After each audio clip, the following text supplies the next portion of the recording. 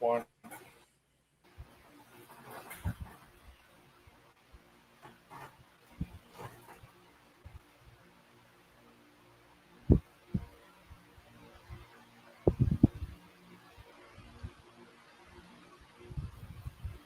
Oh, hello.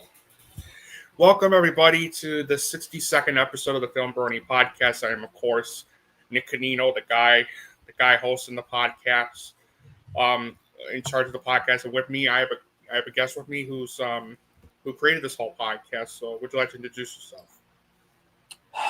Well, it only seems like yesterday since we did the last episode, but already it seems like a ton of shit has happened in this country.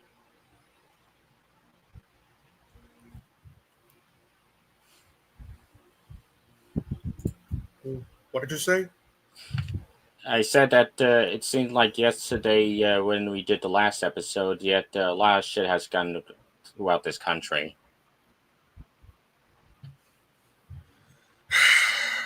Unfortunately, and look, okay,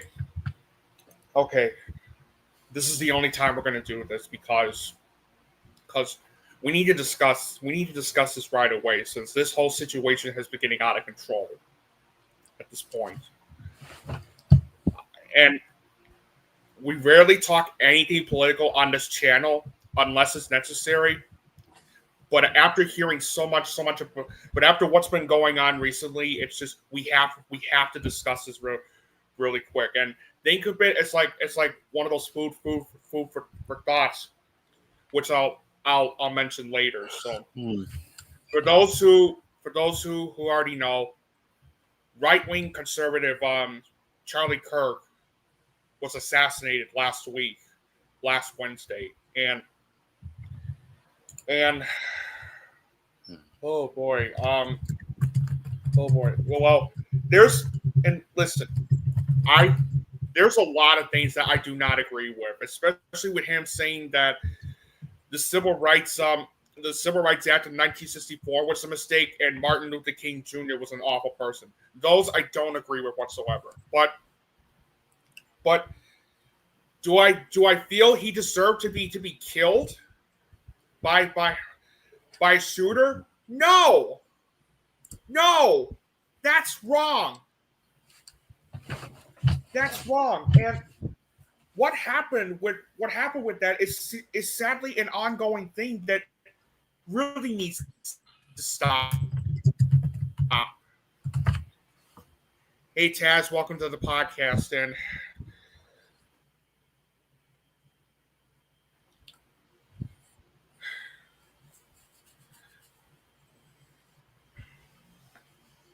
can you hear me now? Yeah. Good. I mean, just this whole political violence thing has gone too far at this point. It's just, yeah, and you know what's also gone too far? The hate. Just because one is expressing one's opinion and the other just disagrees with that. And listen, there were a lot of things Charlie Kirk has said that I don't agree with whatsoever. But especially since the ideas he presented were wrong back then, and they were still wrong to this day. But political violence is not the way to go. And with all this rhetoric, like things that are going on lately, where we're like, I can't even mention this administration, but where this administration is like, it's like blaming like the radical left for the violence, even though 75% of the shooters over the years were right-wing perpetrators. It's like, what kind of a world are we even living? What kind of a dark time are we even living in at this point? It's like, and the thing is that if that wasn't bad enough, you may have heard also recently that Jimmy Kimmel was suspended indefinitely, and all because of his comments involving Charlie Kirk. Now Now, I want to say this right out the bat.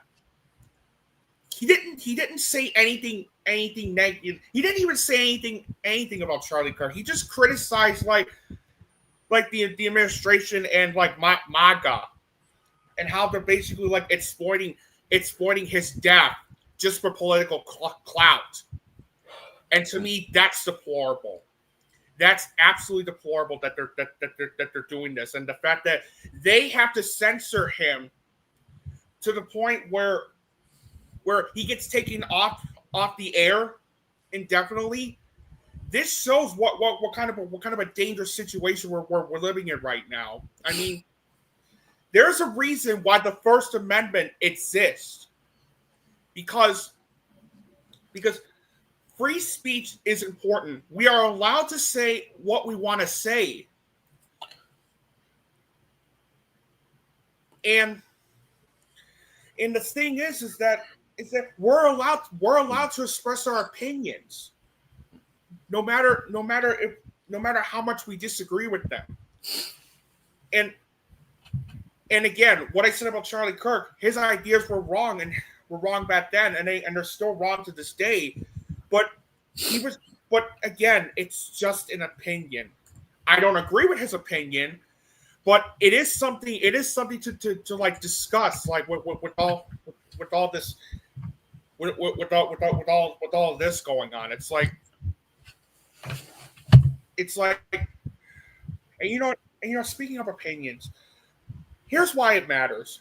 You don't have to, and here's why we need to bring back the agree to disagree thing, because you don't always have to agree with everybody with what they say, but you can kind of understand where they're coming from with this, and the fact we live in a world right now where people get like ostracized and shot down all because they disagree on something like that. This shows that this is not our country that we grew up with. And before I end this, think of this as a food for thought. Is this the country we really want to be? Or should we stop all the hate and violence and work together? To stop all this. To stop the political violence in general.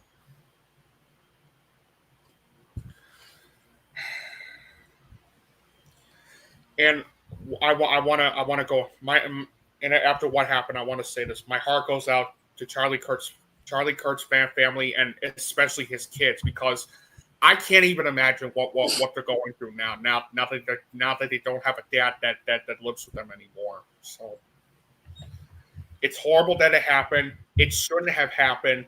Yet the fact that we live in this time where political violence is okay, this needs to stop.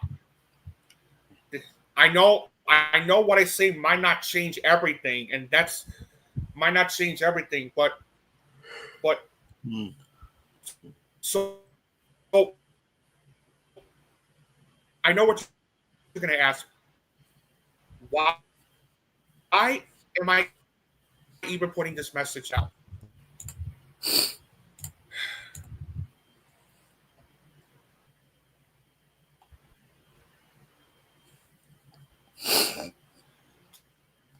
Can you hear me? God damn it. You're lagging.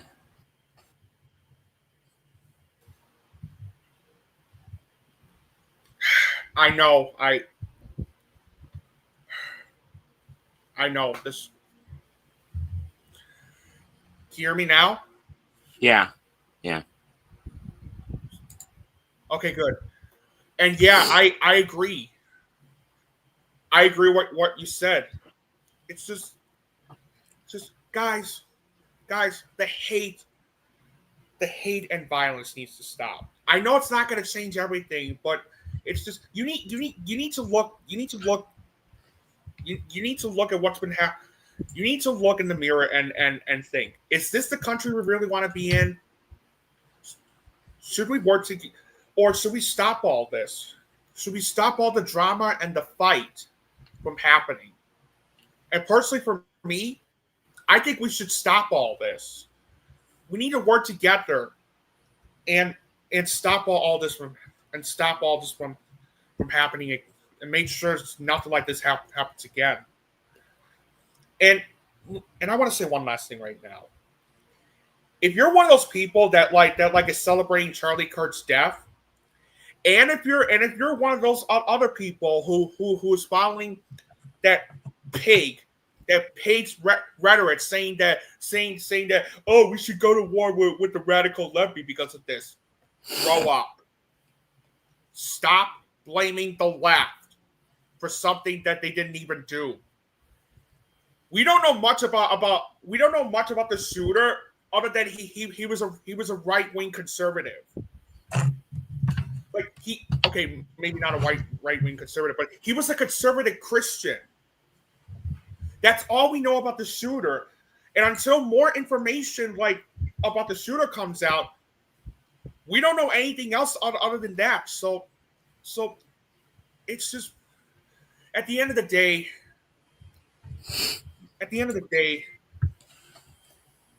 we should all just get along. We need to get along. We need to do better as a nation and get along with others. No more of this hate. No more of this violence. Please.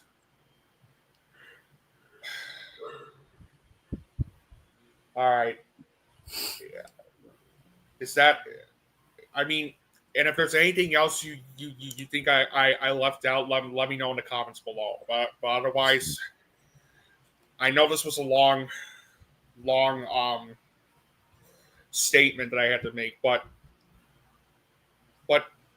please, it needs to be said. It's just that we need to do better.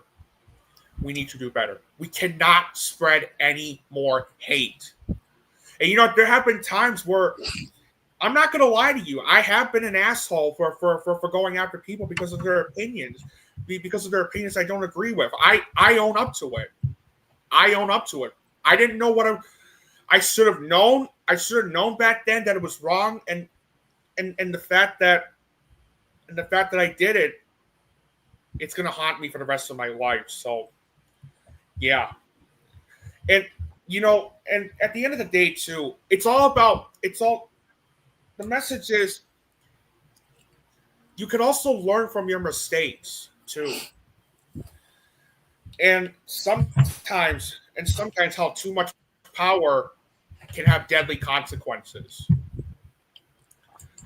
Honestly, it's time we stop all the hate and violence, and we need to protect free speech. That's all I need to say about this. It's just we need to do better. Anyway, with that out of the way, let's just get to the Blu-ray showcase. Yeah. All right. I have this A24 horror collection.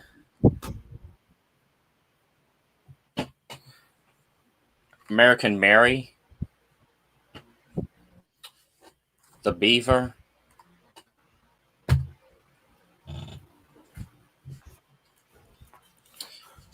Dexter's Lab. Yeah, unfortunately, you're not wrong on that.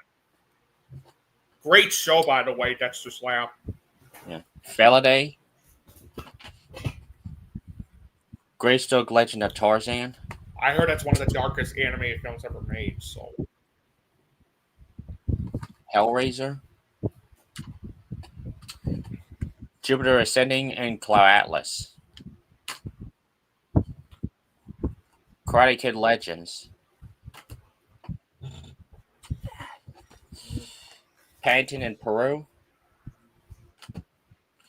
That's a good one. Powerpuff Girls. Great show. Rust.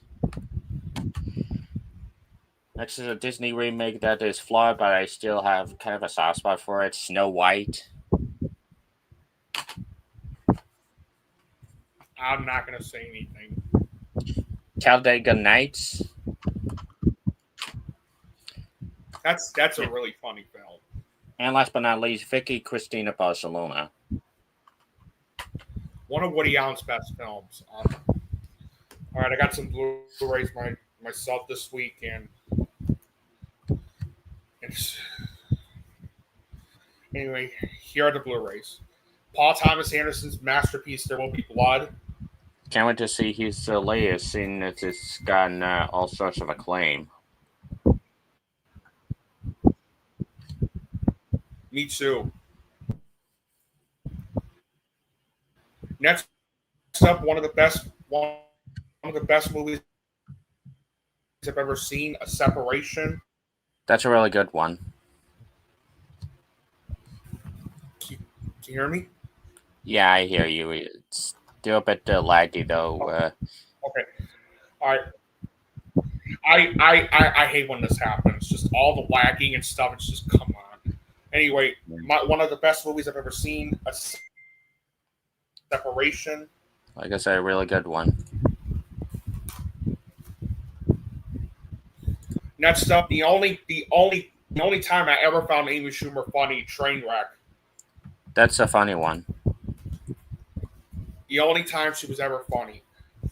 Next, one of my favorite movies of 2015, Straight Compton. It's a decent one. Next, one of my favorite movies of 2018, Black Klansman, Spike Lee. One of his best, hands down. My favorite animated film of 2020, and one of the best I saw that year, Soul.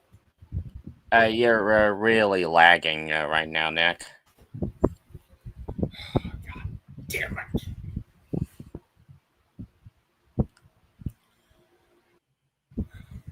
Okay, good. All right.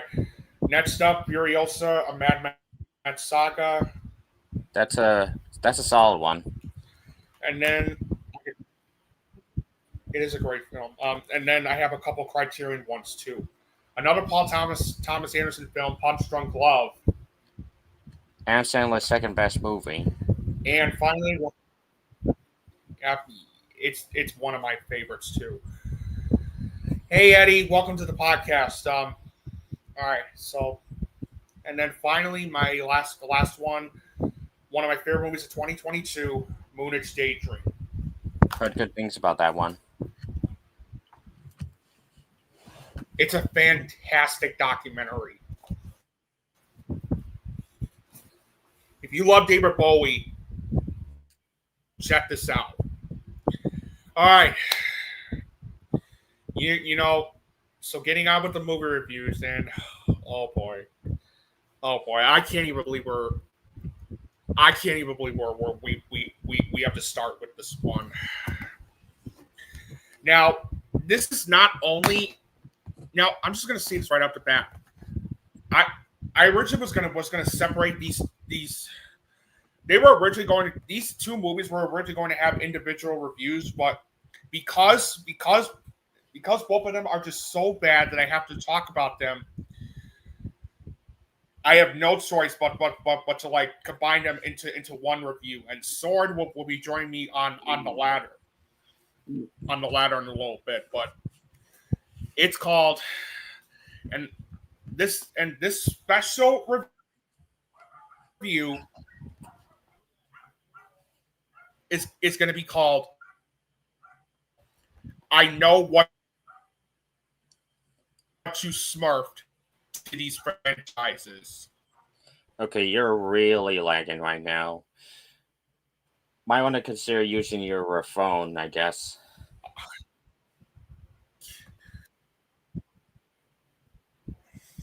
Yeah, I think I'm going to use my phone. Hold on. I'm sorry.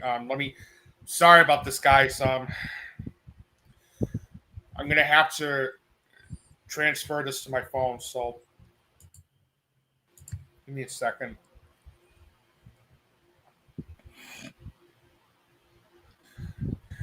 Give me a second.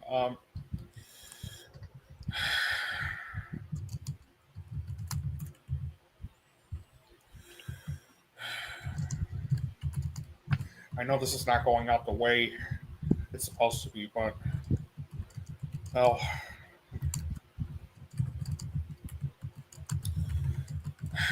It's just I don't know what's with the why. I don't know what's with the wireless, but man, it's just terrible.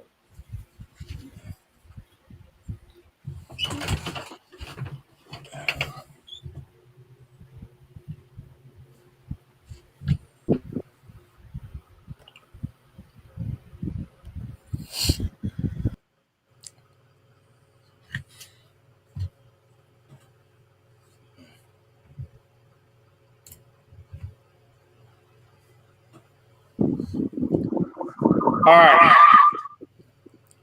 Oh crap. Oh crap. Can you hear me? Yeah, I hear you. All right, good. Good. All right. We're back. We're back on, folks. All right. So, first movie, the first two films we're going to talk about are I Know What You Smurfed to these franchises. Starting with, and the first one of the bunch is I Know What You Did Last Summer.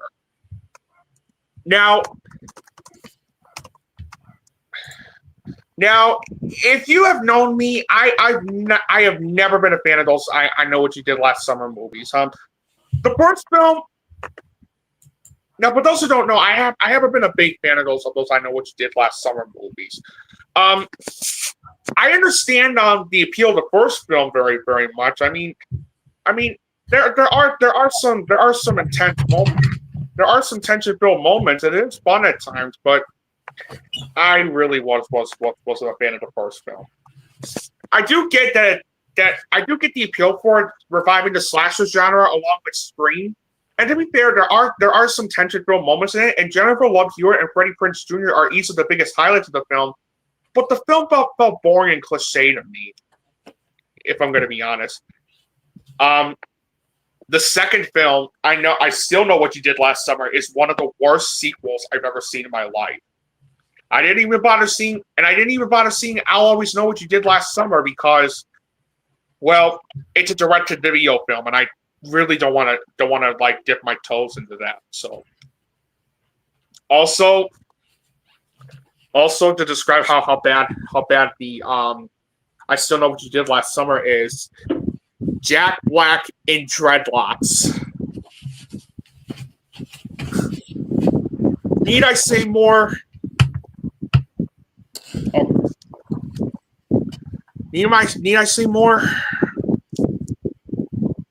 Between him and him as Claptrap, he really needs to fire his agent sometimes. Yeah, really. Trying.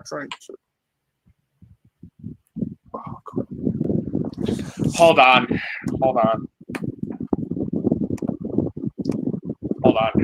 There we go. Yeah, look at this. Look at this. Like, this is like. Need I say more about that? And he does look like Tarzan, honestly. He does. Yeah. Yeah. So, as you could probably tell, when I heard that I Know What You Did Last Summer, the legacy was coming out this summer, and it was going to be a legacy sequel, the first thing I thought was, why?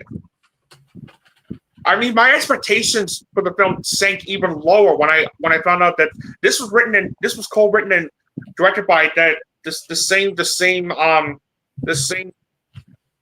person that co-wrote Thor: Love and Thunder. And if you know me, Thor: Love and Thunder is one of my most hated films in the Marvel Cinematic Universe.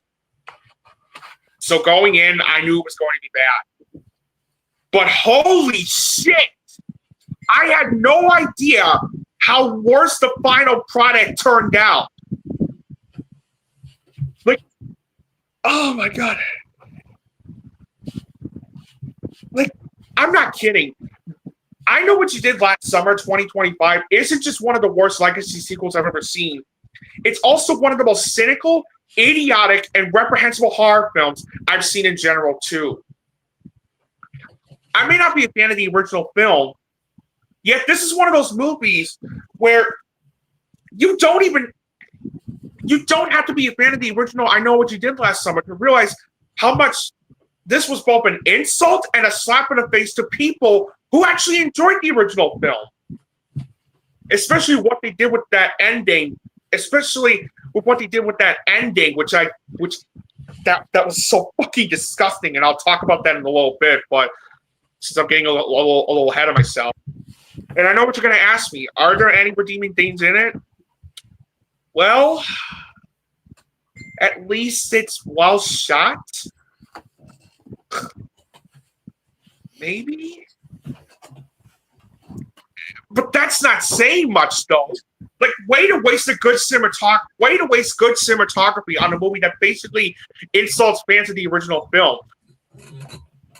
And since I'm still ranting on why this piece of shit is so bad, I might as well talk about 9 reasons on why this is one of the worst legacy sequels I've ever seen in my life. Are you ready to hear it? Good. Here we go. Number 1. The story was a cliched and bland mess, especially with it being a complete rehash of the first I Know What You Did Last Summer film. Number 2, the directing. It's such a muddled mess. While there is some passion and love put into this, all of that was wasted due to how incomprehensible it felt. And number 3, the screenplay is one of the worst of 2025. Why is that? 2 reasons. Number 1, you don't give a shit about any of the characters in this movie since all of them are either unlikable or complete idiots. One of my biggest pet peeves, especially in movies, especially when it comes to horror, is when characters would make a bunch of dumb decisions either for the sake of the plot or to pad out the runtime. And unfortunately, that's exactly the case here. And you know, there's this one scene, I'm not kidding, by the way, there's this one scene where Teddy notices something, and as he walks over there to see what it was, the fisherman is literally right in front of him.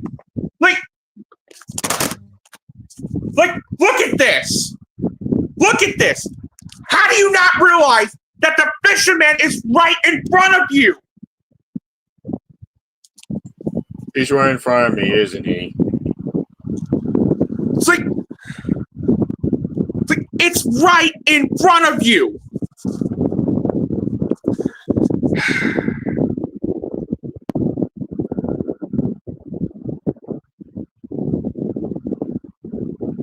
Exactly.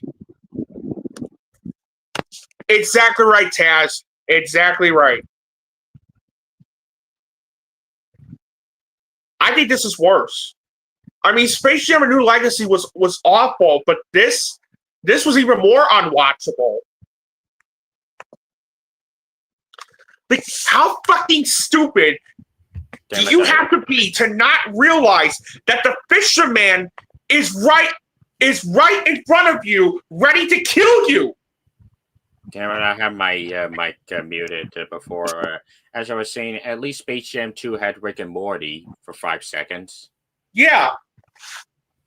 And finally, the second reason to why the screenplay sucks balls, the amount of exposition this movie provided. If you know me, you would know that another one of my biggest pet peeves is where the movie has to spoon feed the audience, using tons and tons of exposition in case you didn't get it. And here, that's exactly the case. Say what you want about Mission Impossible: The Final Reckoning with the way it used exposition, but at least one scene in that film actually used exposition the correct way by actually making it effective. Why?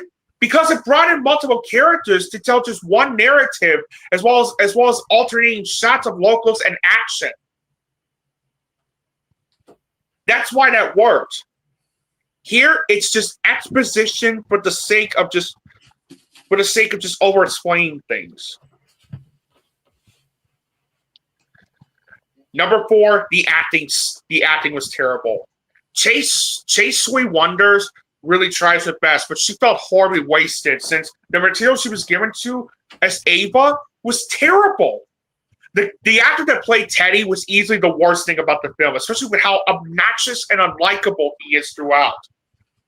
Also, way to waste Jennifer Love Hewitt and especially Freddie Prinze Jr. by not giving them that much material to work with as the characters they're reprising their roles as. Oh yeah, and did I forget to mention that Sarah Michelle Gellar and Brandy Norwood from the first two films made some cameo appearances to reprise their roles as their characters they played, and how they're only there just for the sake of nostalgia.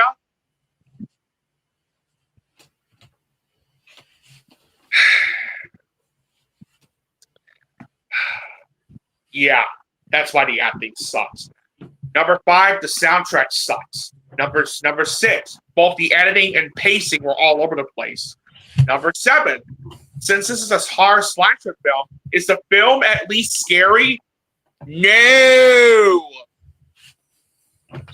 Instead of relying at least on real tension and suspense, they chickened out by relying so much on, and get ready for this, jump scare! Like, my God, to say the jump scares in this movie are beyond predictable would be a massive understatement. Like, literally, you could see every single jump scare coming from a mile away. But wait, there's more. Besides the jump scares being a predictable mess, they also threw in some false alarm jump scares.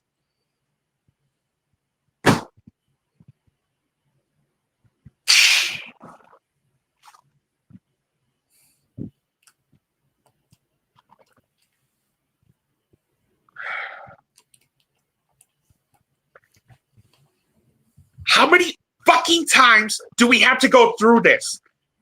This shit is not scary. This, you know what? I rarely speak Italian, but I might as well say this. This shit in the but I might as well translate not scary in Italian. This shit is not fuck. All right, let me try this again. This shit, the false alarm jump scares, is not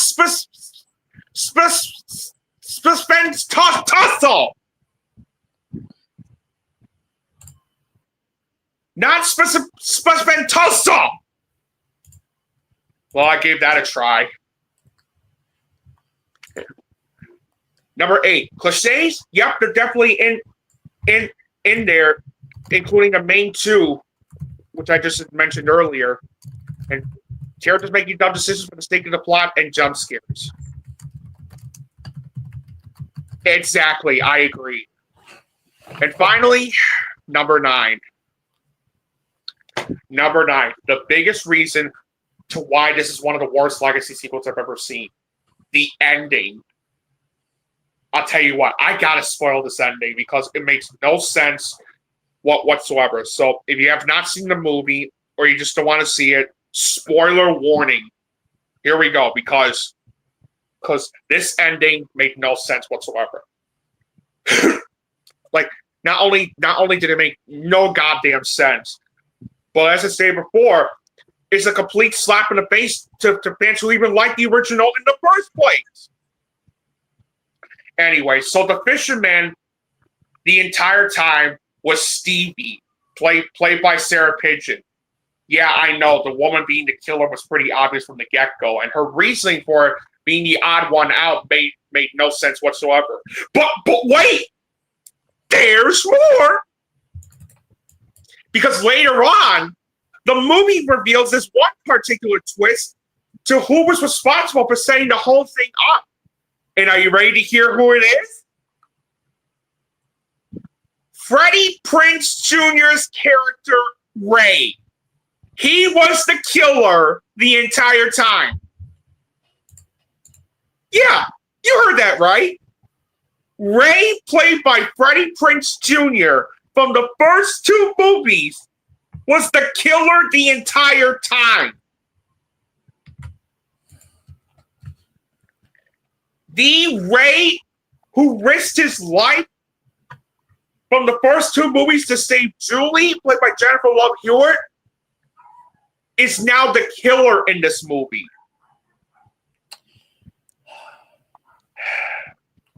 This movie seriously pulled a Grogart twist. Like, seriously. And again, the reason for him feeling sorry for Stevie, that she wants to take revenge on everybody that outed her as this weird friend, made no fucking sense. And it completely destroyed Ray as a character. If this isn't one of the worst character assassinations I've ever seen on film, then I don't know what the hell is. And later on at the end of the film, when Ava and Danica arrived outside in their gowns they had at the hospital to get some shrimp, all of a sudden the movie goes into full sequel bait tease by having one of them say, "Oh my God, did you hear that Stevie's alive?"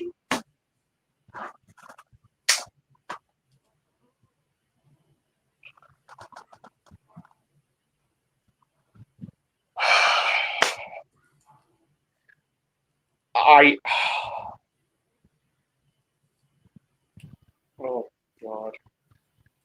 And if that's not insulting enough, in the same scene where Ava and Danica are having shrimp, I don't know which one of them says it, but one of them says, "You know what's funny? None of this would have happened if men just went to therapy."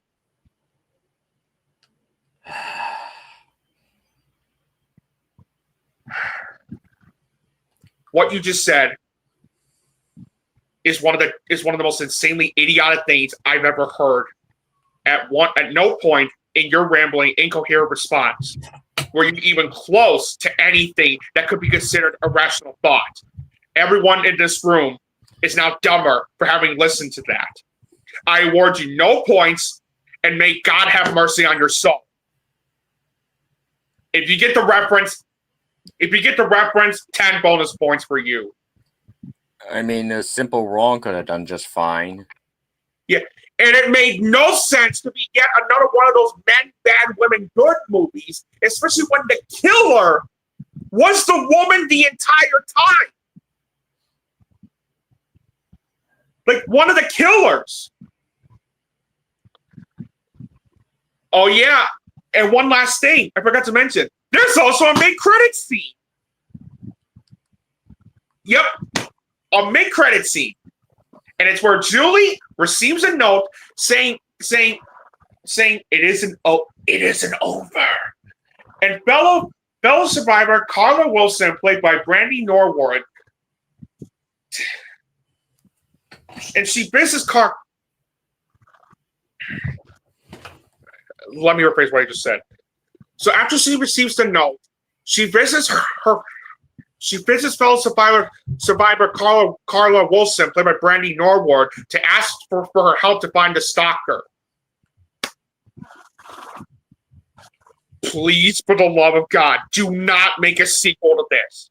Just don't. We're done with this shit, Sony. We're done. Overall, I Know What You Did Last Summer is one of the worst legacy sequels I've ever seen, and definitely one of the worst horror movies I've seen in general, too. It's a cynical, incomprehensible, and idiotic mess that adds nothing new to the franchise whatsoever and becomes nothing more than a complete waste of time. And its ending was downright reprehensible and a complete slap in the face to anyone who even liked the original film. And because of that, I Know What You Did Last Summer is one of the worst movies I've seen this entire year. And it is so far the worst horror film I've seen in 2025 so far. And I am well aware that we're going to be seeing another, and I'm well aware there's going to be other horror films coming out later this year that are worse than this. But for right now, I Know What You Did Last Summer 2025, you deserve every beating with the baseball bat. Fuck you! But I'm not done yet, am I? I'm not done yet, am I? I have to talk about this other film, do I? Apparently. Well, I've been dreading this one, but since both Søren and I saw it, here it is. Smurfs.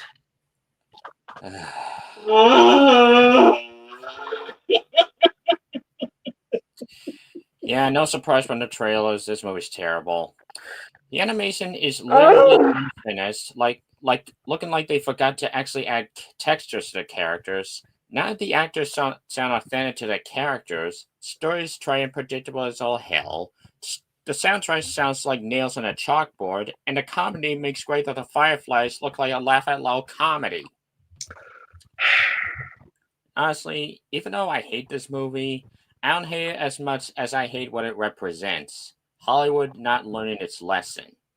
It's like after the previous Smurfs movies got flagged for putting the Smurfs in the real world while also adding sucking the celebrities, pop culture references, pop music, and Smurf puns. They try to make this reboot better by putting the Smurfs in the real world while also adding in sucking in celebrities, pop culture references, Smurf puns, and pop music. Basically, when I think of cheap and generic animation for little kids, this is essentially the type of shit I think of. So, Sea of Rage.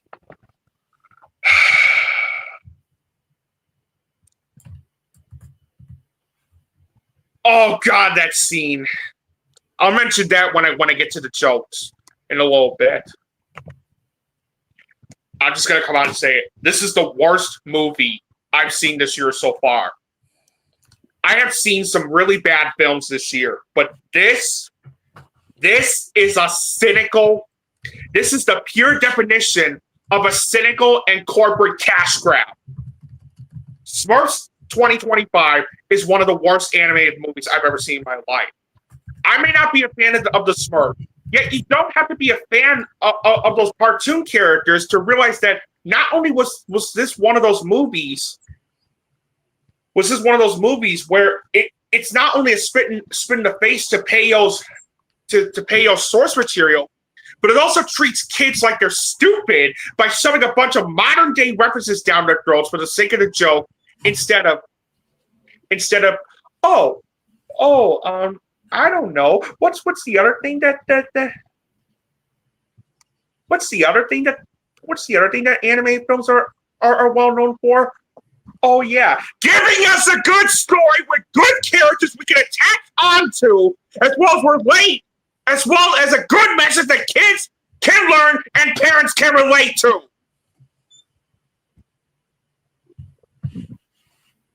These are the types of movies I hate.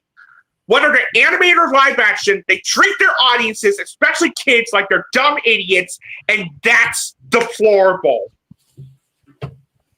And Smurfs 2025 is one of the worst examples of this. And the same question can be applied with I Know What You Did Last Summer 2025. Are there any redeeming qualities in it? The answer is no! At least they got rid of influencer Smurfs, so I guess that's something. That is true. I'll give it that. But otherwise, no. There was nothing good about this movie whatsoever. As if explaining 9 reasons to why I Know What You Did Last Summer wasn't enough. Now I have to explain 12 reasons.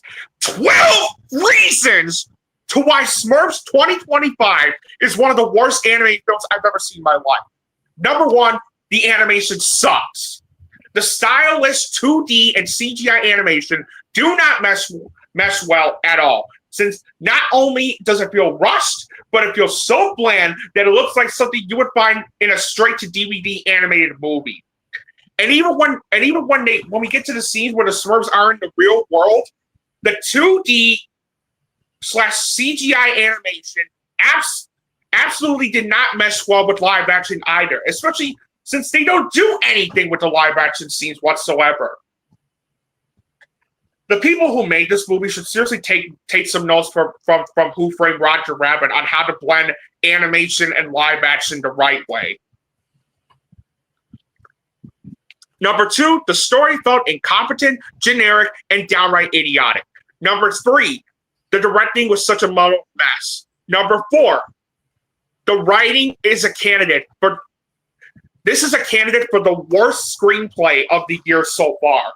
And it comes down to 2 things. Number 1, the characterization was an incompetent mess. On top of the Smurfs and the Snooter Poops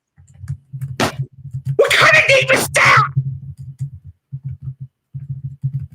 Yeah, on top of them being such annoying little shits, who the fuck thought it was a good idea to not only give Rezamel to not only make Rezamel the main villain, but also give Gargamel a redemption arc.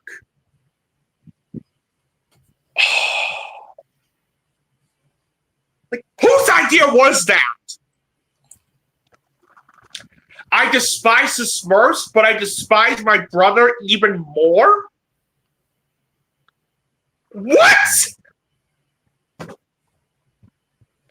Even despite everything he did to the Smurfs in the past, they decided to give Gargamel a redemption arc.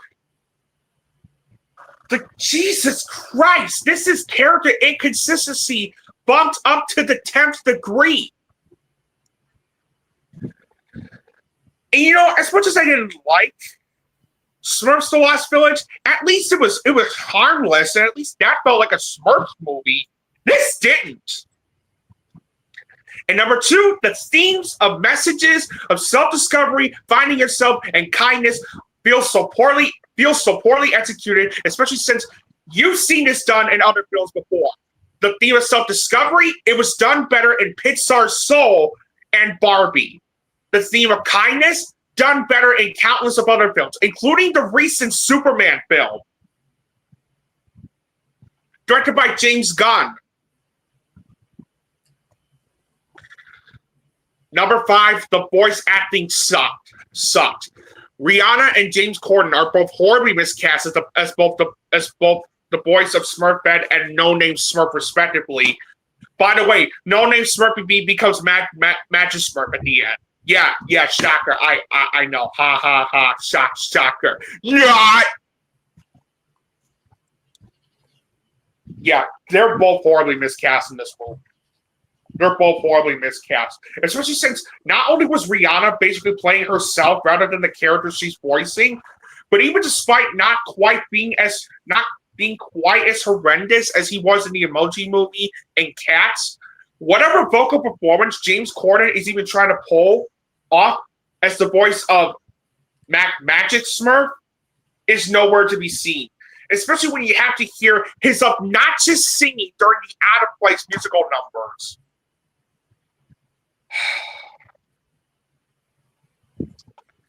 And as for everybody else, such as Nick Offerman, Daniel Levy, Amy Sedaris, Natasha Lyonne, Sandra Oh, and Jimmy Kimmel, again, it's such a shame that his show was taken off of air because of how much MAGA hates free speech. But that's besides the point.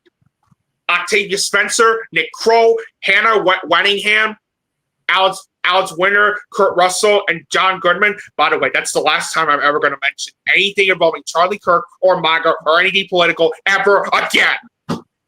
We're done. Okay. As I was saying, as for those actors I mentioned, they all felt like they didn't put any effort into the characters they were voicing, and they were just completely there for the paychecks. That's all it is. It's a paycheck film. Number 6, the soundtrack was fucking obnoxious, especially in the out-of-place musical numbers. I did not find one song that was considered memorable at all. Number 7, it's clumsily edited. Number 8, this movie has some of the worst pacing I've seen this entire year. For a movie that was 90 minutes long, it felt like it was going on for 3.5 motherfucking hours.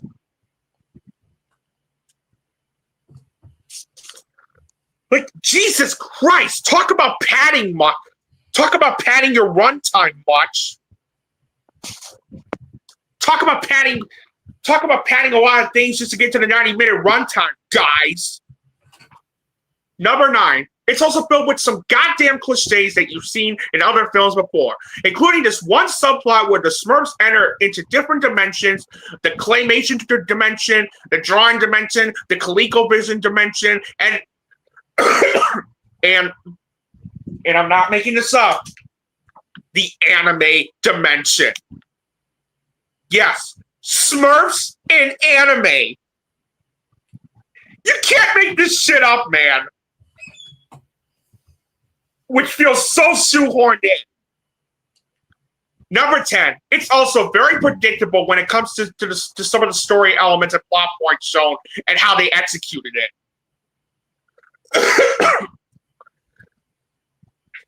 Number 11, the lackluster ending. And finally, the biggest one of all, the one that drove me over to the edge to the point where it has now dethroned the Boss Baby Family Business as being the worst animated movie I've seen this decade so far. The jokes. I am not kidding when I say this. It has some of the worst jokes I've ever heard, not only this year, but in any other family movie, whether it's live action or animated. On top of the idiotic line,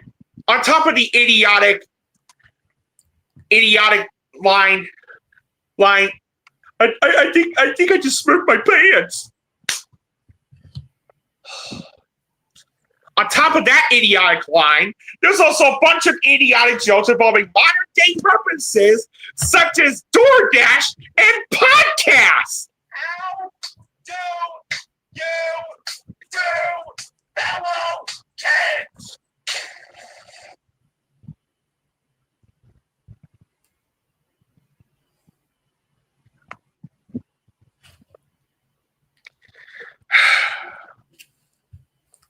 Oh my God, man. Not to mention, there's this one idiotic running gag involving Smurfs' obsession with French fries. Like, what? Smurf being the real F-bomb, as if we didn't learn our lesson from the first two fucking live action Smurfs movies. As well as the fucking sound effect Smurf.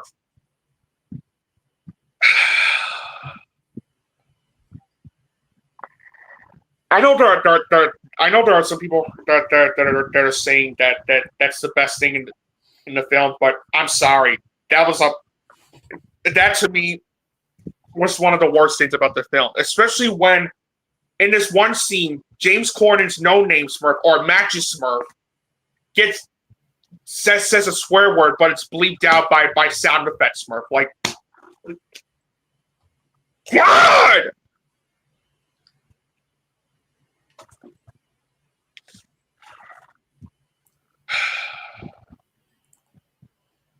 Yeah, and the thing involving the twist reveal where Smurfette isn't even a real Smurf at all. Who could have seen that coming? Who could have seen that coming from a mile away? Because I sure as hell didn't. Especially if you have seen the shows, or if you have seen the show or reading the comments on revealing the fact that Smurfette was a creation of Gargamel in the first place.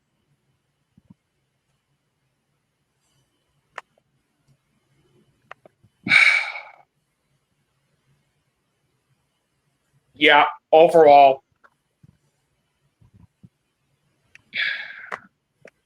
no worries, Taz. You said what needed to be said. Overall, Smurfs has now dethroned the Boss Baby Family Business as being the worst animated film I've seen this decade so far. Especially since this is one of the most cynical, incompetent, and idiotic animated films I've ever seen in my life. Yeah, when the Boss Baby Family Business is somehow better than you, that's a sign that you made one of the worst animated movies I've ever seen in my life. And when the two Raja Gosnell live action films are better than this desperate piece of shit, you know you fucked up. And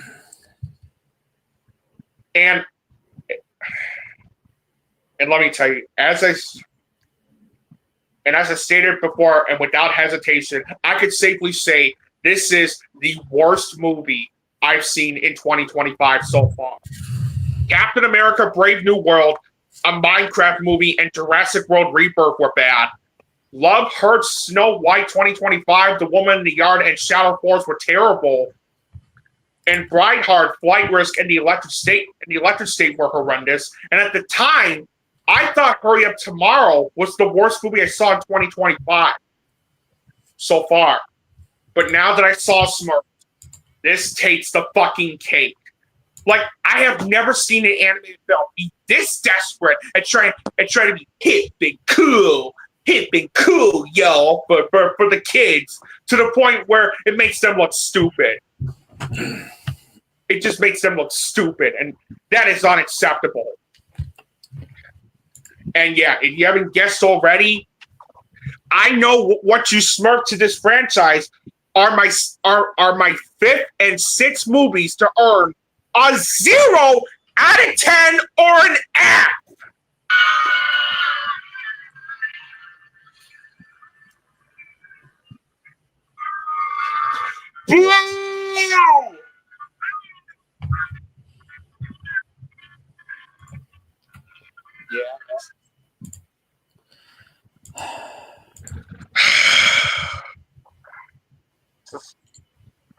Oh my god.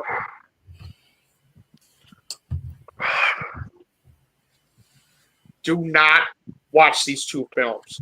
Please. Please. Just stop. Just Sony and Paramount. Stop treating the audience like they're fucking idiots by shoving in a bunch of nuts. Stop treating the audience like they're a bunch of fucking idiots. By releasing these piece of shit films. Stop it. We had enough. And thus, we go from Nick's worst film of the year to my worst film of the year, Eddington. Oh boy, Eddington. Now, my history with Ari Aster started when I was thoroughly engaged by his first two films, Hereditary and Midsommar. But then Beau is Afraid came along and revealed certain cracks in his directorial style. And I was hoping against hope that this movie would restore my faith in him. Instead, I obviously owe Beau is Afraid an apology, because this was nothing more than a cinematic abomination. First off, there's no real story, just Joaquin Phoenix wandering around a town watching everyone become an asshole. And unlike Civil War, which earned its social commentary, it serves as a warning against political divide, this is nothing more than preachy rambling about COVID and 2020's politics, while at the same time saying absolutely nothing. Every actor is completely wasted. Like, how the fuck do you waste Joaquin Phoenix, Emma Stone, and Pedro Pascal? The cinematography is okay, but with nothing to show for it. The editing's all over the place, and it's all leading up to an ending that's like nothing is accomplished. Overall, this movie's like if Don't Look Up was an art house film, and it did the worst thing a movie could ever do. It depressed me. Not in the veins of something like Schindler's List or Grave of the Fireflies, where the core scene was depressing, but it was for a greater purpose. This was just 2.5 hours of reminding me of how low society as a whole has gotten. At least films like The Electric State and Sneaks tried to entertain me. After this unmitigated disaster, I hope Ari Aster gets his act together and gives me another Hereditary Midsommar, because this is the lowest of the low for him. Undoubtedly, this gets a Silver Age. Okay, so I understand your rage, Søren, with this movie and why you hate it. To me, I don't think it's that bad. Now, I will say this right now. I do agree it's Ari Aster's weakest movie so far. It's one of those movies that I wanted to love and found just to be okay. There's a lot I really loved about Hereditary. There's a lot I really loved about this. It's well directed. The acting, especially from Joaquin Phoenix, Pedro Pascal, Austin Butler and Emma Stone was terrific. It's got an excellent score, outstanding cinematography, fantastic production design, and there are some real tension-filled moments especially in the third act, with its brilliant use of action sequences. However, the story unfortunately didn't grab me as much as I hoped it would, due to it feeling unfocused and all over the place. I was also very disappointed in Ari Aster's screenplay, and that's not only on how messy the characterization felt, as well as the way it was trying to explore its themes involving political division, trauma, and powerlessness, that sadly never came to fruition. But how all over the place the tone felt as well. Like, did it want to be a neo-Western, a dark comedy, or a thriller? Like I stated in the past, I don't have a problem with a movie combining all the tones together, but they not only need to blend well, but the tones also need to be balanced well, too. Unfortunately, the combined tones Eddington was trying to go for fell short. Some of the editing choices felt uneven, and while I do praise its ambiguity, I found the film's ending to be underwhelming and unsatisfying. But here's the biggest problem I have with the film. Why the fuck did it need to be 148 minutes long? I mean, I understood what Ari Aster was trying to go for with that runtime, but there were some scenes that dragged on and on and on and on to the point where I started to get a bit bored. Yes, I mean, and because of its unnecessary excessive runtime, it suffers through pacing issues as a result. Now, overall, I'm not going to deny that Eddington is powerful, intriguing, well-acted, and Ari Aster's most ambitious film to date. But its messy and frustratingly uneven narrative, as well as the subject, made this one of those movies where I can't see myself watching this again.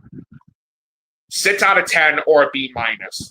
Again, the only reason why it's getting that grade is because it is unlike anything I've ever seen in other movies this year, and I do praise this one for being different compared to others, but it's not something I'll ever see myself watching again. Ari Aster, I'm really hoping your next one is better than these last two. You're a really good filmmaker, but better luck next time, dude. Next, I have Long Distance, otherwise known as Distant for the longest time. Universal basically forgot to release it for years until they decided to just give it away to Hulu. And seeing this movie, I can see why. While the acting's fine now and there's some decent cinematography, story's all you've seen before, so this Passengers meets Moon type story, and the CGI isn't that special. So I guess either see it or don't. See a mediocrity. All right. Next movie we're going to talk about is the Fantastic Four: First Steps. After 3 initial attempts with varying degree of success, this one manages to pull through well enough. It's a fantastic cast from Vanessa Kirby, Pedro Pascal, and Ralph Ineson. The colorful visuals complement their respective powers and city aesthetic. The latter is further helped by the music, and there's some fun action throughout. However, the pacing is all over the place. Sometimes it could be a bit rushed, especially the beginning, which assumed you all saw the other F4 movies and know the origin beforehand. With other times panned out for the sake of it, especially with a fake-out death just as unnecessary as Stitches in the remake. So while this isn't the most polished, it's still a decent start to Phase 6, which really got me eager for Avengers Doomsday, so seal of approval. I think this is one of the better films of the year so far. I was a little worried about this one going in, given Marvel's recent track record, even though I really did like Thunderbolts. But man, after finally seeing the film, am I so thankful that not only did they finally get the Fantastic Four right, but this is definitely one of the better Marvel Cinematic Universe movies I've seen in quite some time. The Fantastic Four: First Steps was such a fun entertaining, and exhilarating superhero film that not only does a brilliant job introducing its iteration of the Fantastic Four to a new generation of moviegoers, but it also succeeds well in being a family drama by making all the four main leads family. And that's exactly what the Fantastic Four is about. Family. They are Marvel's first family, and this movie succeeds that very well. Unlike Josh Trank's Fan Four Stick, where they try to make them like into a team instead of, I don't know, family.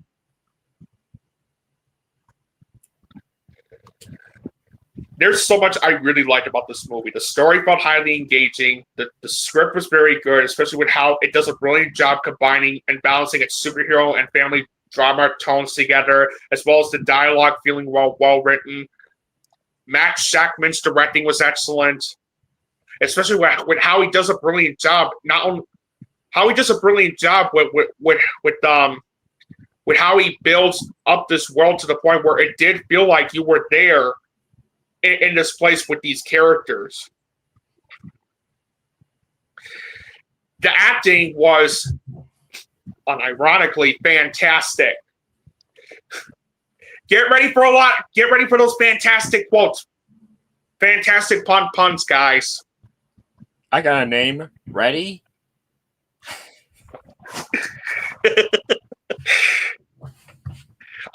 Pedro Pascal, Vanessa Kirby, Joseph Quinn, and Ben Moss Backrack. I'm sorry if I mispronounced that, but they all deliver such there I go again, fantastic performances as Reed Richards, Sue Storm, Ben Grimm, and Johnny Storm, respectively. And all four deliver such brilliant chemistry as well. Julia Gardner was excellent as the Silver Surfer. Paul Walter Hauser was also great as Mole Man, and he had some funny moments in the film as well. But man, Ralph Ineson, what a performance. Like, wow. I'm not kidding. This is one of the best performances he's given out in his career. And that's thanks to how menacing and powerful it felt. Both the performance and his character felt. Excuse me. Michael Giacchino's musical score once again delivers such a brilliant musical score, and it shows on why he's one of the best music composers working today. It's got outstanding cinematography, good editing. The production values and costume design are both excellent. And also, this movie has one of the best visual effects I've seen from an MCU movie in quite some time. This was a $200 million budget, well, over $200 million, and boy, was it well spent with how stunning, well detailed, and God damn it, I'm about to say it again, fantastic they looked. There are some moments where the film does sprinkle its use of good humor into the mix. There's not a lot of action sequences since the movie tends to focus more on being a family drama. But I actually really liked with how they did that, by the way.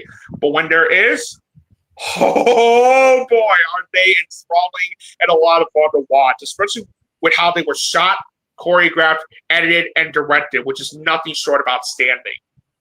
And the way it ended felt very satisfying. And also, stay for the mid credit scene because you are not going to believe your eyes with this.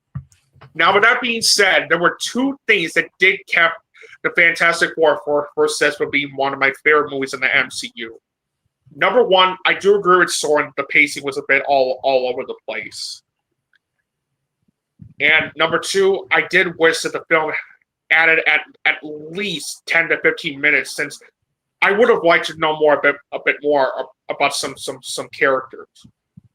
But that's really it. Overall, not only is the Fantastic Four First Steps one of the better movies I've seen from the Marvel Cinematic Universe. Everything is fantastic. Okay. Getting a little sidetracked here. But yeah, not only is it one of the better movies I've seen from the Marvel Cinematic Universe, it's also one of the most entertaining and exhilarating films I've seen this year so far. And it's definitely one of the better films of this year. 9 out of 10 or an A- first time I've ever given a Marvel Cinematic Universe movie a 9 in quite some time. But you know what? This deserves it. This deserves it. Check this one out. It's a lot of fun.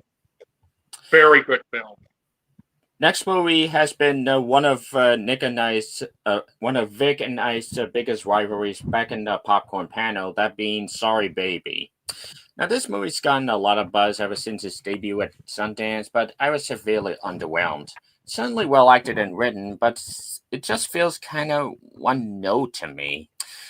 There's some interesting things going on. There's some interesting themes, but it doesn't really delve into them that much. It's slow paced, there's a ton of scenes where they just let the camera on this white shot for a few seconds more than it should. So, not bad, not any means, by no means bad, but not really something I watch again. Seal of accuracy. Or are we in another disagreement once again? This is because Sorry Baby is one of the best movies I've seen this entire year. This was a brilliant portrait on Sorry Baby was a brilliant portrait on trauma and what one goes through and how to overcome it. That not only moved me, but I also found to be thought-provoking and absorbing. And I would even say this is one of the best directorial debut movies I've seen. Like, there's so much I really loved about Sorry Baby. I was highly invested in the story due to how well structured and engaging it felt. Eva Victor's directing was brilliant. Especially with how she guides us through this journey involving the experience Agnes goes through, as well as how she responds, where her life goes from there, and how she has to adapt after witnessing this horrible, traumatic thing happening to her. And she does a terrific job taking the subject that's difficult to talk about in a mature, realistic, and respectful manner. And her screenplay is one of the best of the year so far. Not only due to how well written the dialogue felt and how real and fleshed out the characters felt, but with how it balances its black comedic and dramatic elements very well, as well as exploring its main theme on trauma and how to deal with it, as well as the other themes involving healing and the emotional bonds and relationships that carry us through. The acting was terrific. As mentioned, Eva Victor's performance as Agnes was absolutely remarkable and one of the best performances I've seen from a main actress this entire year so far. And that's mainly due to how raw, powerful, and natural her character's reactions felt. Naomi Ackie was also brilliant as Agnes's best friend, Liddy, and Lucas Hedges, Kelly McCormack, and John Carroll Lynch are also great in the film as well. The cinematography was absolutely gorgeous and one of the best I've seen this entire year so far. It's got excellent editing. It's deliberately paced throughout. I also love how, despite its dark subject matter, it wasn't afraid of being funny at times, too. Like, there were moments in the film involving some lines of dialogue, as long as this one scene. I'm not going to give away what happens, but let's just say it's involving a mouse. That had me laughing so hard.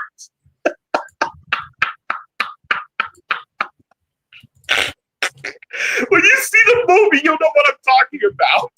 Because that made me laugh so hard.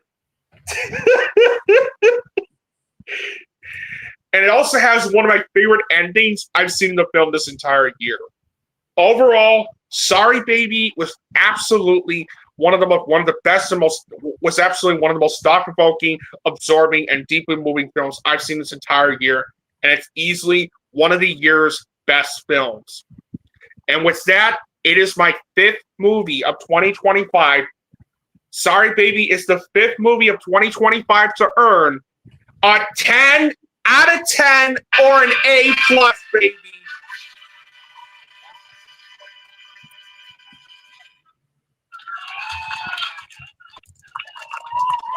I absolutely love this film. I absolutely love this movie. If you love independent films, and if you love critically acclaimed movies, and if you love dark black comedies, check this one out. It's one of the best films of the year, and it's something I don't see a lot in films anymore. Check this out, please. Next, I have Happy Gilmore 2, and this movie is much like Good Burger 2, where the original is a nostalgic 90s comedy romp, and it was nice to see all these people together again for the sequel, even if the resulting product's not the greatest. Adam Sandler leads a fine cast, and the story's interesting, albeit familiar, for not just other sports movies, but also the first one. And there's some funny moments, but the traditional Happy Madison humor is hit or miss. So if you grew up with, or at least liked the first movie, you'll get some enjoyment out of this. So seal of accuracy. All right, so my next movie. All right, next movie I'm going to talk about is another independent film that premiered at Sundance earlier this year, along with Sorry Baby, and it's called Oh Hi. Oh, hi, Mark.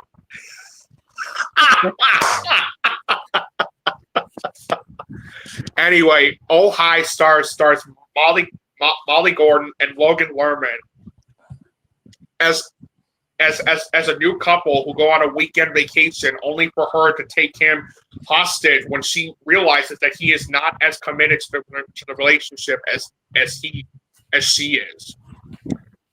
I like this movie overall. The story felt engaging. The directing was very good. Most of the acting was great.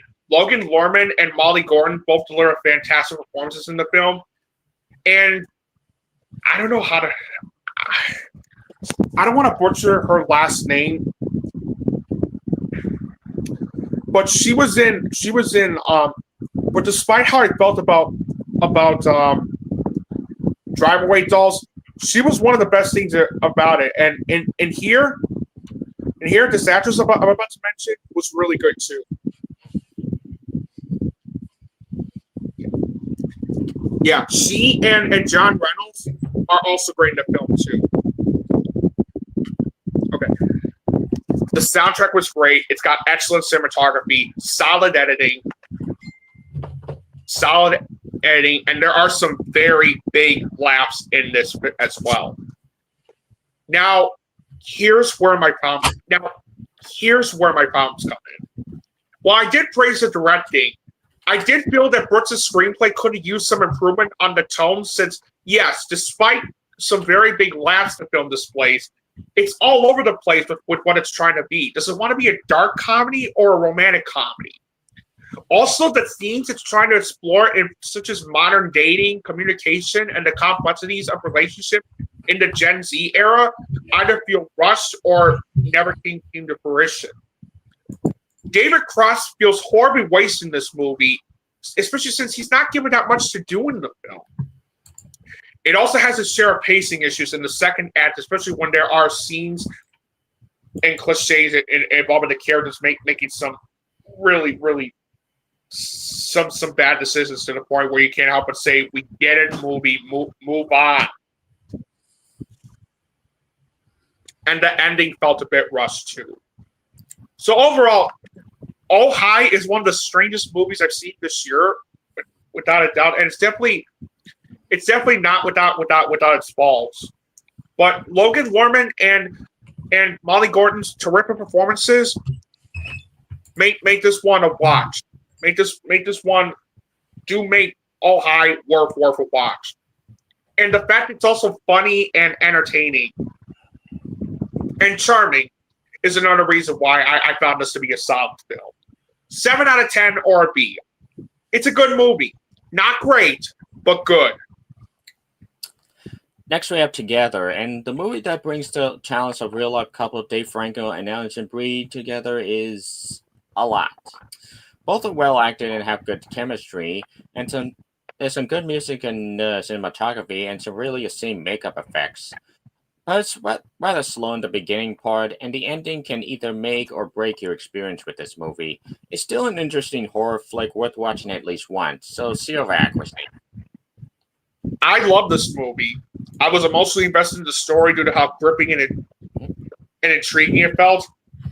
Michael Shanks' directing was brilliant, and his screenplay he wrote for the film was also excellent, especially with not only how well written the dialogue felt, but with how it had a lot to say with the themes it explores, such as love, codependency, and protecting identity.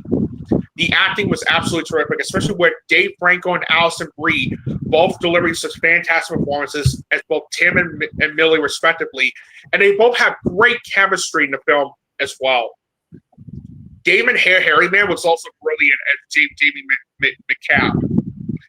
I found the musical score to be both haunting and powerful. It has outstanding cinematography, great editing. It's deliberately paced throughout. The tension felt real. The body horror elements were both frightening and effective, especially with how fantastic the practical and makeup effects with some CG elements mixed in were. I also love how it wasn't afraid at sprinkling some humorous moments in it as well.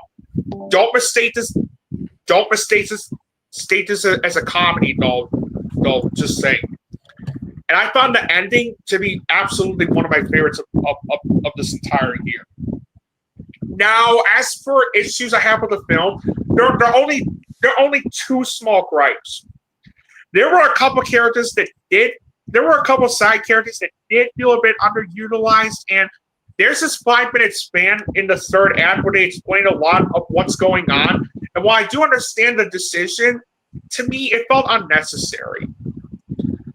But that's really it. Overall, together, it's absolutely one of the best and most gnarly, terrifying, and powerful horror films I've seen this entire year, and it's easily one of the best movies I've seen this entire year as well. 9.5 out of 10, or an A. I loved this movie. If you're a horror fan, check it out. Next, we have The Bad Guys 2, and after the huge surprise that was the first movie, I was excited to see what this franchise does next. But unfortunately, I was pretty underwhelmed. While the animation is just as stylish as before and lends itself to some fun action, and the cast is as charismatic as before, the story is even more predictable than the last one, and it's not nearly as funny as before, and the guys got more childish as the film went along and even dragged the film's pacing. Diane was beyond shoehorned in, and the ending was both a cop-out and an obvious sequel grab. So hardcore fans of the first one will get something out of it. Others should just stick with the first one. Seal mediocrity. I have to disagree with you on that, Søren. I mean, yes, the story did feel a bit predictable, and there are some pacing issues in the second, and there are some pacing issues here and there. But other than that, I really like this movie. The writing was solid. It's the directing is very good. The animation is just as spectacular as it was in the first film.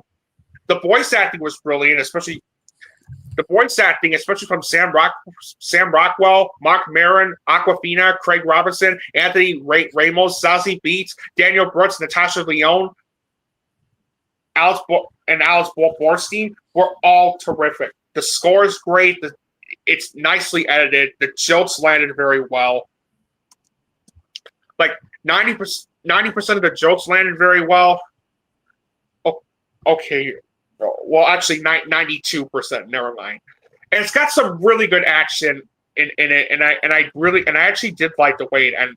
And I have to disagree with you on the ending, Søren, because I actually like the way it ended. So overall, I found The Bad Guys 2 to be a fun, entertaining. Overall, I really like The Bad Guys 2. I thought it was fun, entertaining, and beautifully animated. And with that, and the action sequence, and it's got some really good action sequences too. So, especially with how they were animated and edited, like, wow. Yeah, overall, it's a really good movie, and I give it an 8 out of 10 or a B+. Next, we have The Naked Gun, and it seemed like yes. Seemed like for the longest time that the spoof film is dead, but thanks to the creators of Popstar and Family Guy, they have a new hope for this in the cinema. It's a funny cast, especially Liam Neeson in his best role in years. There's fun action in the soundtrack, and is it funny? It depends. Does a bear do it in the woods? This Joker Mayor riot takes itself the right amount of seriously, so go and see the funniest movie in years, hands down, Seal Cinema. I can't remember the last time I saw a comedy that made me laugh my ass off. Not only did it feature Liam Neeson in one of his best performances yet, same thing could be said with Pamela Anderson because, my God, this is her best performance yet. But The Naked Gun is a candidate for the funniest movie I've seen this entire year. Since this is one of those movies, this is one of those comedies that appeals to everyone, no matter what generation you come from, whether it's an elderly, an adult, a teenager, or just a kid. And this proves on why we need more comedies like The Naked Gun. We really need more movies like this. Like you, on top of the good story and a very well written screenplay, and the joke, and 95% of the jokes feeling well executed. It's also well directed. The acting was brilliant, as I stated before. Liam Neeson was fantastic, and this is easily one of his best performances yet. As Frank Drebin Jr. Lieutenant Frank Drebin Jr. And I already mentioned Pamela Anderson. This honestly, it's her best performance yet. And the chemistry between her and Liam Neeson was absolutely pitch perfect. Paul Walter Hauser was great. Danny Houston was brilliant as this Elon Musk type evil type of villain. The score was great. The cinematography was brilliant. It's nicely edited. And I already mentioned the jokes. 95% of it landed very well. There were 5% of it that didn't quite land for me, but that's really my only gripe with the film, honestly. And the action sequences were very well done. The action was very well done, and overall, and it is very, very well paced throughout, especially through its 85-minute runtime. Yeah, one of the best movies of the year, and hands down the funniest movie I've seen in 2025 so far. 9.5, a very enthusiastic 9.5 out of 10, or an A. Keeper Shaper, Seth MacFarlane, well done, guys. Well done. Next is Freakier Friday, and this is yet another sequel that feels too little too late. While the actors do their best with what they're given, and there are a few amusing moments, this is more or less the same movie as the last one, just with more characters to swap. And as a result, it feels kind of convoluted and surprisingly more mean-spirited than I would have liked. So I only recommend this to huge fans of the first one, but otherwise sealed mediocrity. Yeah, I found it to be this movie was okay. This movie was okay. Yes, it's very predictable, especially if you saw how the outcome in the first film went in the first film, and the story is literally the same thing as the first film. It's the first film, but Jamie Lee Curtis and Lindsay Lohan are once again a joy to watch, and it's not only harmless, but it also has some very big laughs as well as some charming moments here and there, and it's nowhere near one of the worst legacy sequels I've ever seen. So overall, a decent 6 out of 10 or a B minus. Not a bad movie at all. Let it pass. Next up we have Fixed. And question, what the hell did I just watch? This movie is essentially the movie Strays from 2 years ago, except somehow worse. Because at least Strays had a mix of commentary on the state of stray dog life. This movie, on the other hand, is just one joke stretched to 86 minutes. Dogs being horny. Not just that, but the jokes just go on and on just to fill the minimum runtime. Also, if you do watch this movie, take a drink every time a dog butthole is shoved into your face. I guarantee you'll be plastered. The story and themes are predictable as all hell, the voice acting and animation standard, and after seeing this movie, I can honestly see why Warner Brothers dropped distribution for this movie, because it's one of the most misguided movies of the year, which I'm giving the seal disapproval. Yeah, I'm not even going to bother seeing that. And your sense of humor is going to depend. It's going to depend on how you feel about Fixed. So, just a heads up, guys. All right, next movie I'm going to talk about is what is one of the best movies I've seen this entire year, and what is already my pick for the best film of this summer, Weapons. It's directed by Zach Cregger, who also wrote, produced, and co-scored co-scored, and you may know this is the same guy that did Barbarian, which was one of my favorite movies of 2022. And in Weapons, it follows the seemingly inexplicable case of 17 children from the same classroom who mysteriously run away on the same night at the same time. This was fantastic. I absolutely loved this movie. I absolutely loved everything about Weapons. Like, this is not just one of the best horror films of the year. It's one of the best movies I've seen this year too. The story felt very well structured, especially with like how it's done in the non-linear narrative with chapters for various characters whose stories intersect, and that was brilliantly done. Zach Cregger's writing was brilliant. Zach Cregger's directing was absolutely brilliant. This is one of the best directed films of the year so far. And I loved his writing too. And his writing was absolutely terrific. It had a lot to say what its themes it's going for. And its characterization was fantastic, and it had very well written dialogue as well.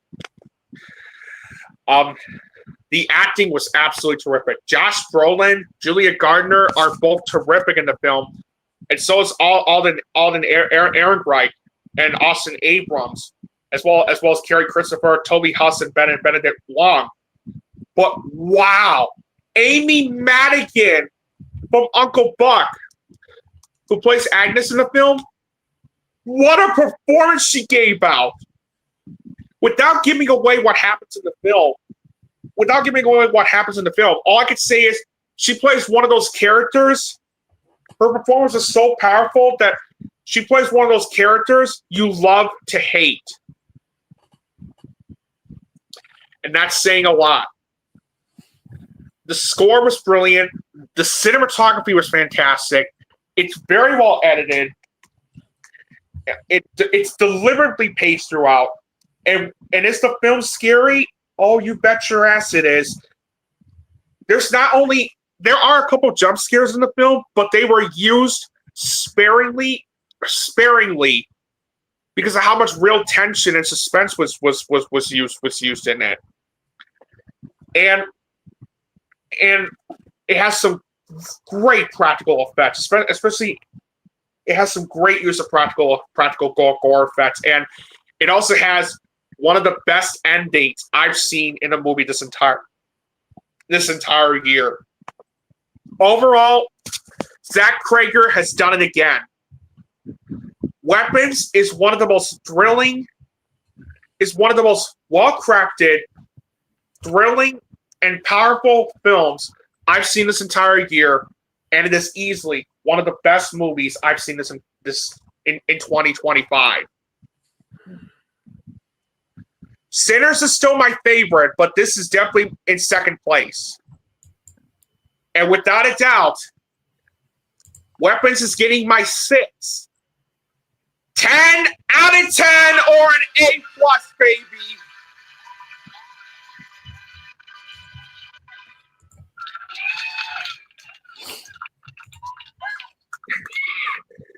If you love Zach Cregger's last film, check out Weapons. It's one of the best films of the year. Check it out. Well done, Zach Cregger. Well done. Finally, we get to Nobody 2. And the first movie seemed like a one-and-done deal back in 2021, but money talks, I guess. Bob Odenkirk and Christopher Lloyd are just as charismatic as ever, and the fun and brutal action as before, but the story is nowhere near as engaging as before, mostly because it's just the first movie again, and half, man, I sure hope nothing ruins this perfect family vacation. Shenanigans. The new characters are cliche as all hell. Yeah, they are. So fans of the first one might get something out of this, but not by much. Seal of accuracy. I agree with you that the story did feel cliche. The writing was a mess, and and like the movie and the villain like felt very underdeveloped, even despite a very good performance by Sharon Stone. And it does have its share of predictability and cliches in it as well. But overall, I thought it was a solid film. It's well directed. The acting is very good. Bob Odenkirk is once again brilliant as Hutch Mansell. And all the other actors, such as Connie Nielsen, John Oritz, Colin Hanks, RZA, Colin Salmon, Christopher Lloyd, and Sharon Stone, all give up very good performances too. It has a very good soundtrack, great cinematography, solid editing, and the action sequences were a lot of fun to watch. And the ending was satisfying too. And it has a really satisfying third act and ending as well. So overall, not as amazing as, not as good as the first, not as great as the first, but still nowhere near as good as the first. But it's still a solid film regard. It's still a solid and fun action film regardless. 7 out of 10 or a B. Now for all right. Well, that's it for the movie reviews. Now it's time to present the dog and pick of the show. My pick of the show is a movie I can't believe I haven't watched until just a month or so ago. The Ron Howard thriller known as Ransom.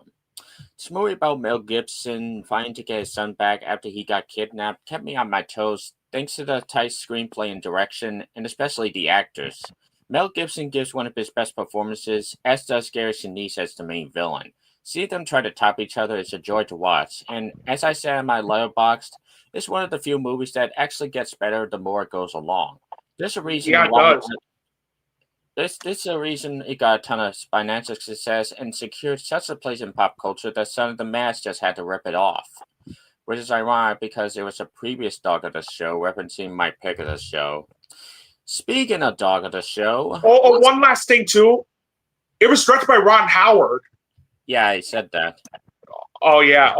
You did. Yeah. Well, you did. Never mind then. Go ahead. Speaking of dog of the show, let's talk about a sequel nobody asked for, demanded, or since it came out, wanted.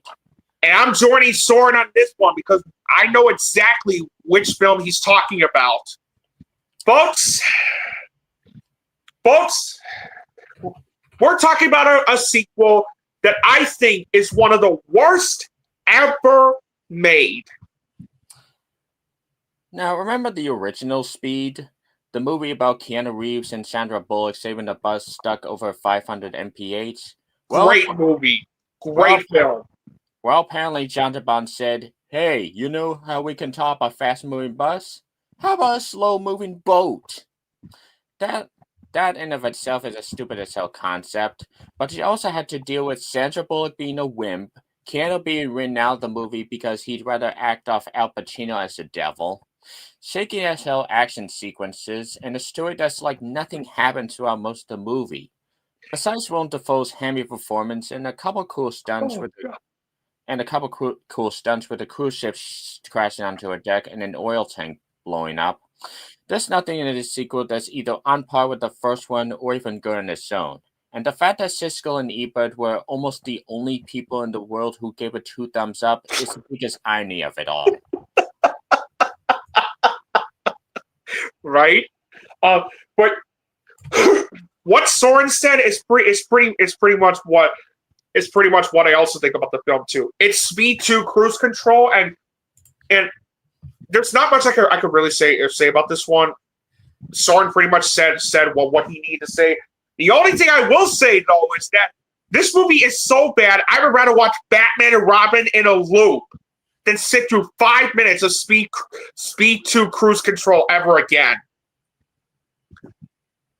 You know, at least with Batman and Robin, I can laugh at it. With Speed 2 Cruise Control, it's a miserable experience. It's a miserable and boring experience to sit through.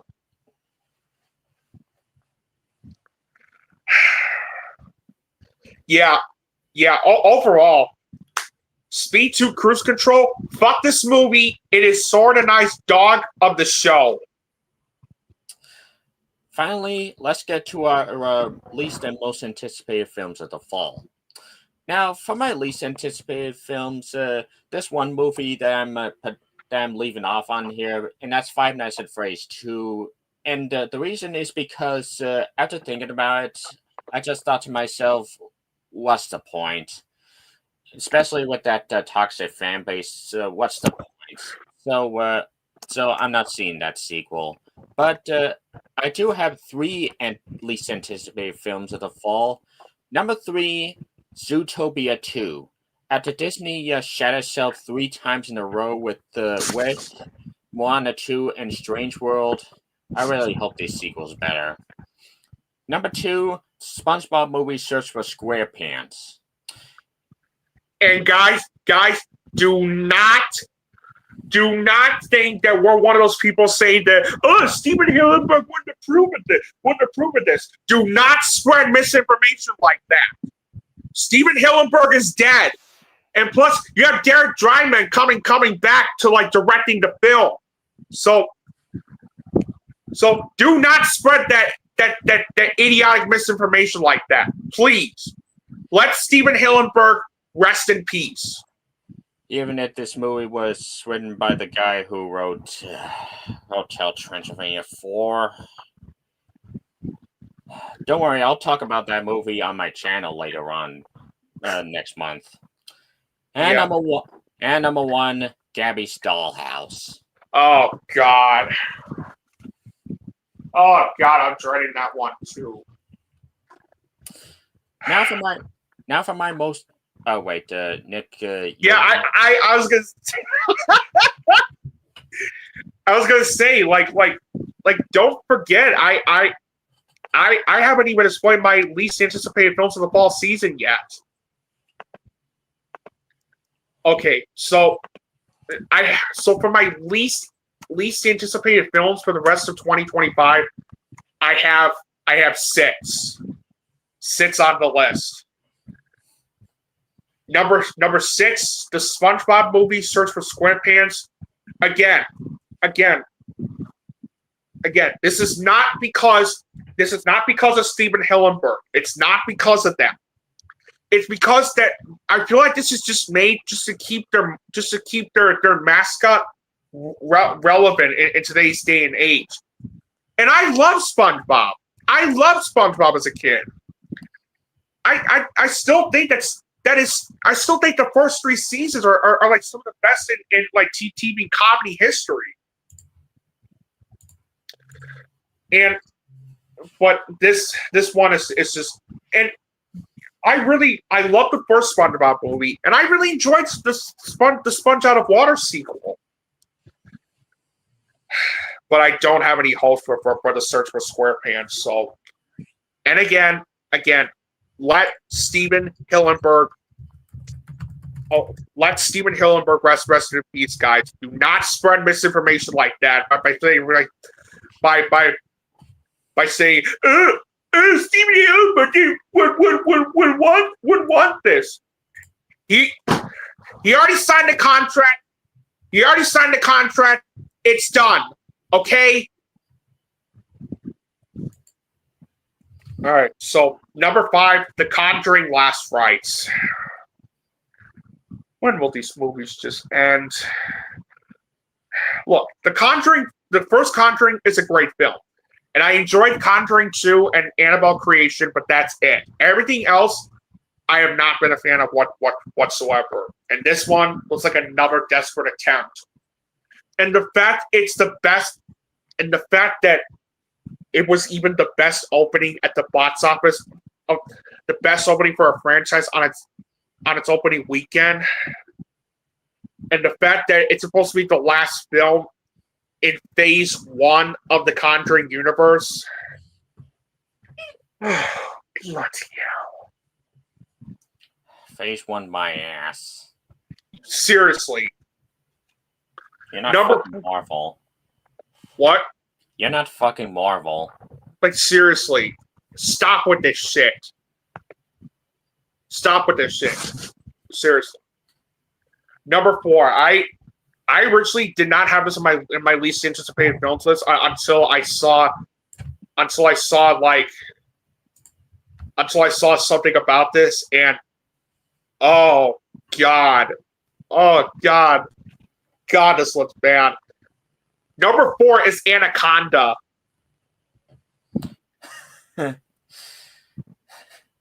Yeah, it's a reboot of the same name, and it stars Paul Rudd, who I really like.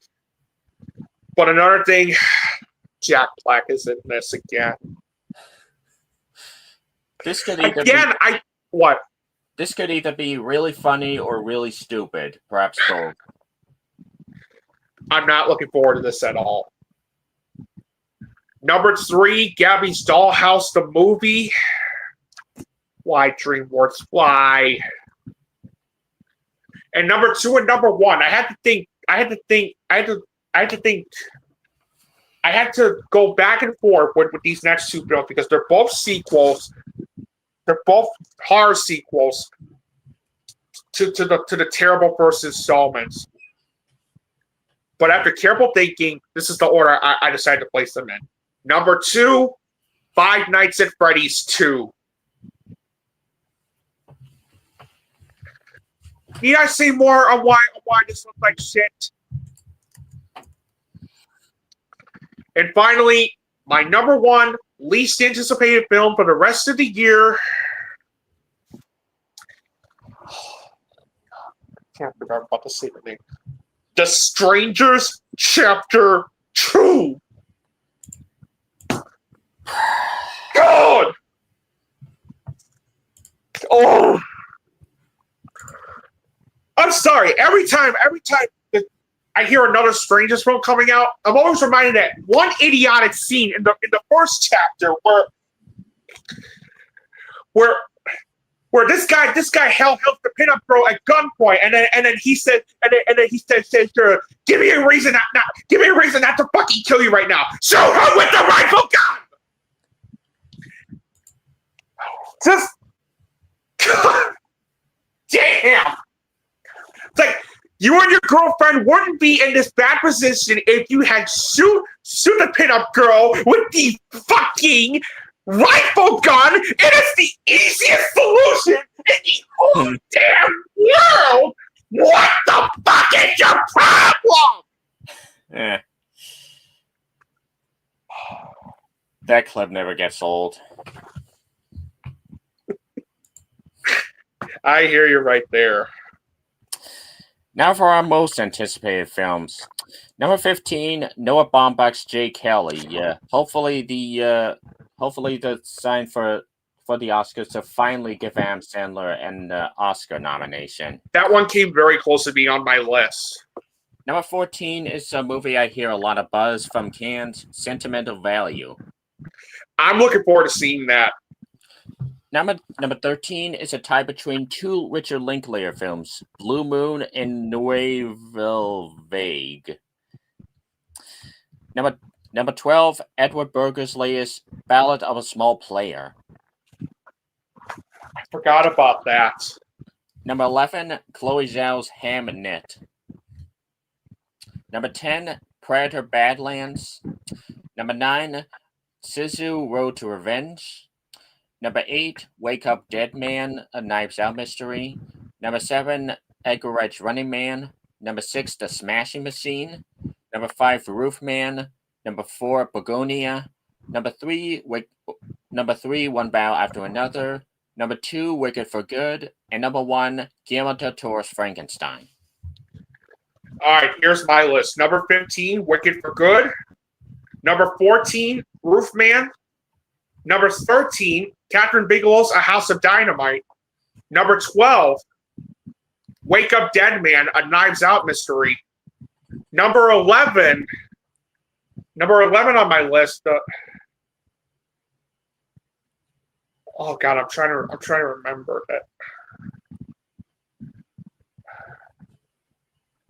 Oh wait, never. I'm stumbling today, guys. I'm stumbling.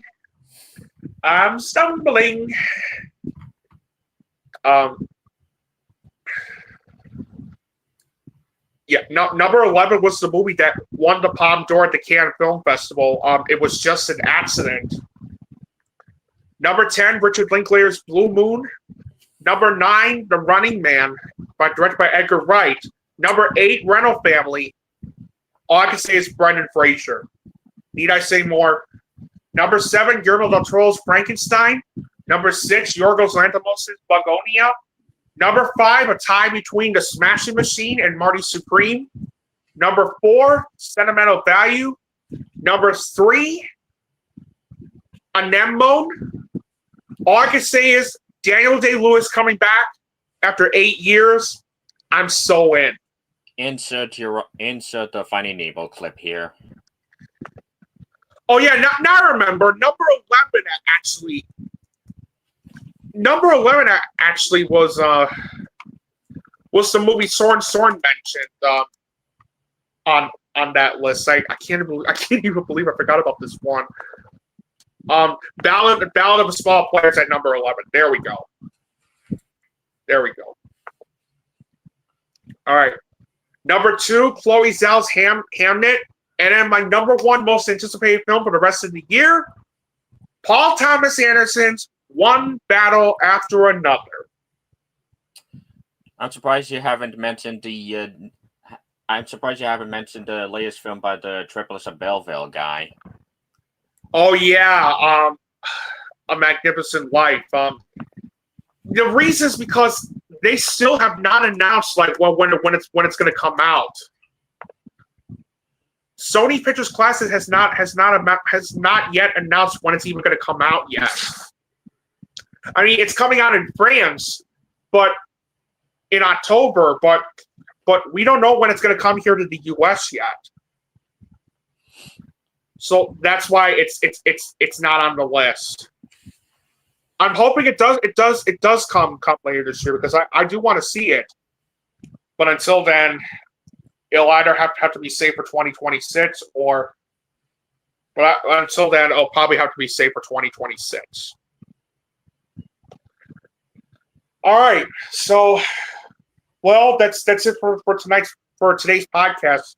I hope you guys had a lot of fun. Hope you guys enjoyed today's podcast. I certainly had a lot of fun in doing so. Be sure to subscribe to Søren the FilmBrony on his YouTube channel. The link is in the description below. Give him the love he deserves. He's a very talented YouTuber with a passion with the same passion of movies as I do.